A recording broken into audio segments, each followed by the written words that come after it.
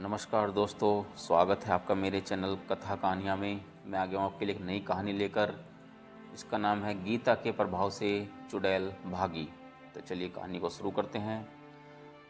गीता के अध्ययन और श्रवण की तो बात ही क्या है, गीता को रखने मात्र का भी बड़ा महात्म्य है। एक सिपाही था। वह रात के समय कहीं से अपने घर आ रहा था। रास्ते में उसने चंद्रमा के प्रकाश में एक वृक्ष के नीचे एक सुंदर स्त्री देखी। उसने उस स्त्री से बातचीत की तो उस स्त्री ने कहा, मैं आ जाऊं क्या? सिपाही ने कहा, हाँ आजा। सिपाही के ऐसा कहने पर वह स्त्री तो वास्तव में चुड़ैल थी, उसके पीछे आ गई। अब वह रोज रात में उस सिपाही के पास आती, उसके साथ सोती, उसका संग करती और सवेरे चली जाती। इस तरह वह उस सिपाही का शोषण करने लगी, अर्थात उसका खून चूसकर उसकी शक्ति क्षीण करने लगी। एक बार रात में वे दोनों लेट गए, पर बत्ती जलती रह गई। तो सिपाही ने उससे कहा कि तू बत्ती बंद कर दे। उसने लेटे लेटे ही अपनी हाथ लंबा करके बत्ती बंद कर दी। अब सिपाही को पता लगा कि यह कोई सामान्य स्त्री नहीं है, यह तो चुड़ैल है। वह बहुत घबराया। चुड़ैल ने उसकी धमकी दी कि अगर तू किसी को मेरे बारे में बताएगा तो मैं तेरे को मार डालूंगी।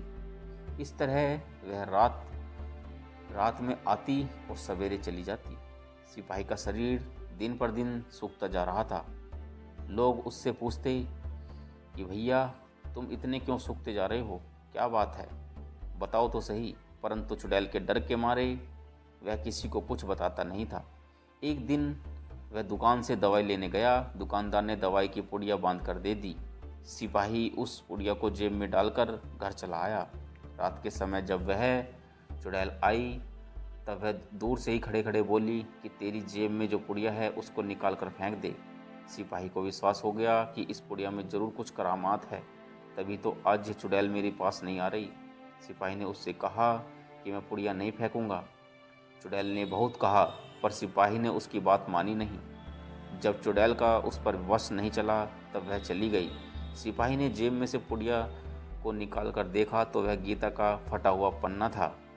इस तरह गीता का प्रभाव देखकर वह सिपाही हर समय अपनी जेब में गीता रखने लगा। वह चुड़ैल फिर कभी उसके पास नहीं आई। तो दोस्तों, कहानी यहीं पर समाप्त होती है। कहानी अच्छी लगी हो तो कृपया लाइक करें, शेयर करें और चैनल को सब्सक्राइब करें।